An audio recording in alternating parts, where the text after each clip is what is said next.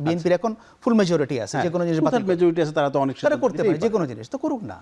আচ্ছা, একবার আপনি একটু একটা বিষয় যে ইন্টারিম গভর্নমেন্টের সময় তো সবাই বলেন যে ব্যাপক দুর্নীতি অনিয়মের কথা বলেছেন, বা আমরাও জানি এরকম হয়েছে, পত্রপত্রিকায় এসেছে।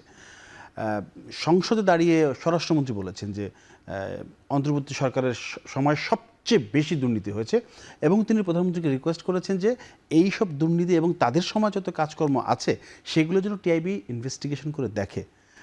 আপনার কাছে কি মনে হয় এই তদন্তগুলো হবে? শেষ পর্যন্ত হচ্ছে না কেন? Who's stopping? আচ্ছা, তাদেরকে আটকাচ্ছে কে? কেউ আটকাচ্ছে বিএনপিকে?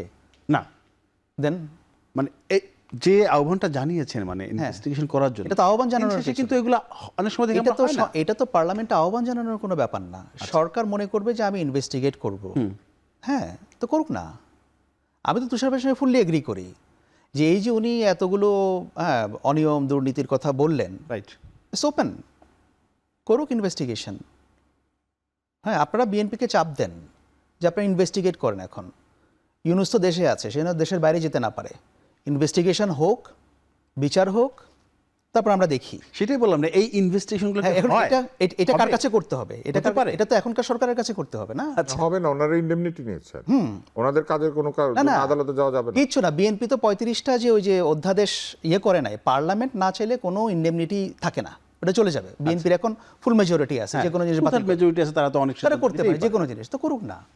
তাহলে আপনারা বিএনপির কাছে জোর করে দাবি করেন যে এই যে ইউনুস কোটি কোটি টাকা মেরে দিল, বিলিয়নস অফ ডলার্স, হ্যাঁ, এত ট্যাক্স ফাঁকি দিল, এত কিছু করলো, এত বেনিফিটেড হইল, এত বেনিফিটেড হইল, হ্যাঁ, অন্যায়ভাবে বেনিফিটেড হলো।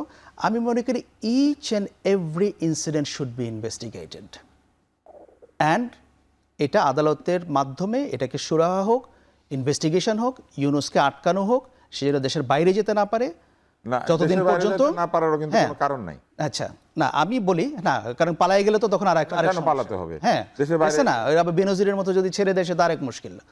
এখন যেটা করতে হবে করুক, এটা গভর্নমেন্টের হাতে আছে। পার্লামেন্টও তারা মেজরিটি, সরকার চাইলে এটা করতে পারে। এটা সরকারের স্বরাষ্ট্রমন্ত্রী পার্লামেন্টে আহ্বান জানানোর কোনো বিষয় না। It's a matter of decision. আপনি ডিসাইড করবেন। হ্যাঁ, এখনও দুর্নীতি দমন কমিশন খালি আছে, সেটা তো এটাকে তাড়াতাড়ি রিকনস্টিটিউট করে এগুলো ইনিশিয়েট করা দরকার। আমিও আহ্বান করি যে হোক, আমরা দেখতে চাই যে কি হয়েছে আসলে, হোয়াট ওয়েন্ট রং।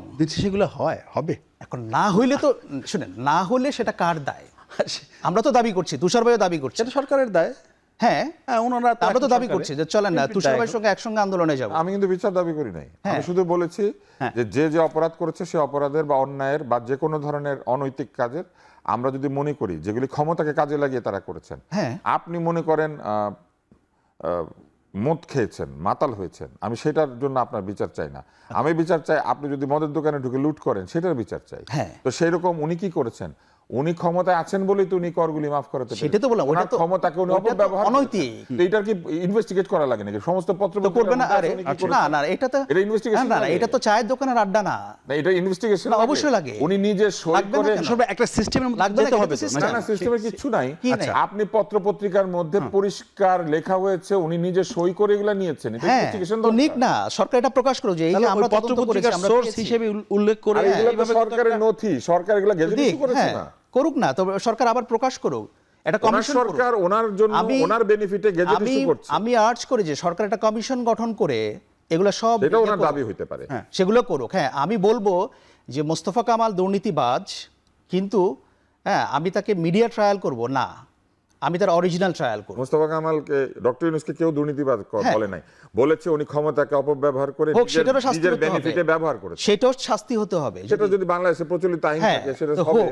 আসলে আমি সেটার জন্য চাই যে হোক, কিন্তু this is not media trial. একবারও চাচ্ছে হোক একটা সিস্টেম। এখানে কেউ কিন্তু মিডিয়া ট্রায়াল করে নাই। মিডিয়া ট্রায়াল শব্দটা অপব্যবহার করা হচ্ছে। মিডিয়া ট্রায়াল হচ্ছে কি জিনিস? কেউ অপরাধী সাব্যস্ত হওয়ার আগে তাকে অপরাধী বলা, কিন্তু যেটা এখানে আছে পরিষ্কার, যে কাজ আমি করলে হবে যে আমি অনৈতিক কাজ করেছি, সেই কাজ উনি করলে কেন অনৈতিক? সেটাই তো বলছি, এটা কি মিডিয়া ট্রায়াল না? হ্যাঁ, না মিডিয়া ট্রায়াল না তো কি? আপনি তো মানে যারাই বলছেন, হ্যাঁ, তারা তো এই উদাহরণগুলোকে আনছেন। এটা কি মিডিয়া ট্রায়াল? এখন সরকারও তো বলছে মিডিয়া ট্রায়াল কি জিনিস? মিডিয়া ট্রায়াল হচ্ছে একজনের বিরুদ্ধে অভিযোগ হয়েছে, যার কোনো সাক্ষী সাবুত কিচ্ছু নাই, এগুলো তো অভিযোগ, সেইটা হচ্ছে মিডিয়া ট্রায়াল। এগুলো তো অভিযোগ, আপনি প্রমাণ করতে হবেন না, আপনি তো রাষ্ট্র ব্যবস্থা মানছেন না। উনি যে ওনার আয়কর মাফ করিয়েছেন, এটা অভিযোগ, এটা তো প্রমাণিত।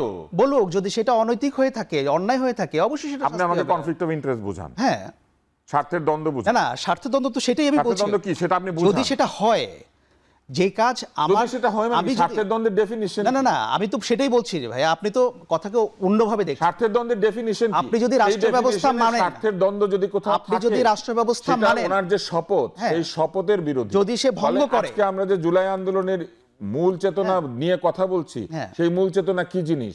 শেখ হাসিনা ওনার অবস্থানকে কাজে লাগিয়ে এস আলম সহ বিভিন্ন দুর্নীতিগ্রস্তদেরকে সুবিধা দিতেন, আর ইনি ওনার অবস্থানকে কাজে লাগিয়ে নিজের প্রতিষ্ঠানের সুবিধা নিজেই দিয়েছেন। আমি মোস্তফা কামাল, আমি এটা শেষ করি। আচ্ছা, হ্যাঁ, আমি ওনার সঙ্গে ফুললি এগ্রি করি। ধরেন এটা কয়টা জিনিস, আপনার সাথে সে ফুললি এগ্রি করছে।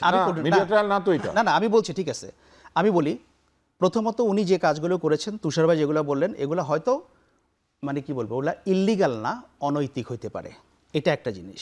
আচ্ছা, এখন বুঝতে পারছি। হ্যাঁ, আবার হয়তো এটা ইল্লিগালও হইতে পারে, ঠিক আছে, যে ইল্লিগালও হইতে পারে, কিন্তু হ্যাঁ, তাহলে ইদার উনি এটা অনৈতিক কাজ করেছেন, নাহলে ইল্লিগাল কাজ করেছেন, অথবা উনি কনফ্লিক্ট অফ ইন্টারেস্ট সেটা আমাদের কনস্টিটিউশনে কিন্তু কনফ্লিক্ট অফ ইন্টারেস্টের কথা বলা আছে, যে আপনি এমন কোনো কাজ করতে পারবেন না আপনার পদে থেকে যেটা আপনার এই কনফ্লিক্ট অফ ইন্টারেস্ট তৈরি করে। হ্যাঁ, সো এই যে কোনো জিনিস যদি এগুলো হয়, এই তিনটার যে কোনোটাই শাস্তিযোগ্য, বিচারযোগ্য।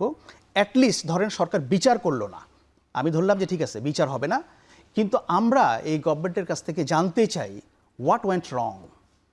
এত কথা উঠছে কেন? তো জানতেই চাইতে পারে, আমি নাগরিক হিসেবে অবশ্যই জানতে চাই। হ্যাঁ, এত কথা উঠছে কেন? হ্যাঁ, সেটাই। তারা একটা ইনভেস্টিগেশন করুক, করে বলুক যে এই 10টা প্রতিষ্ঠান ইউনুসের এই 2000 কোটি টাকা কর মওকুফ নিয়েছে।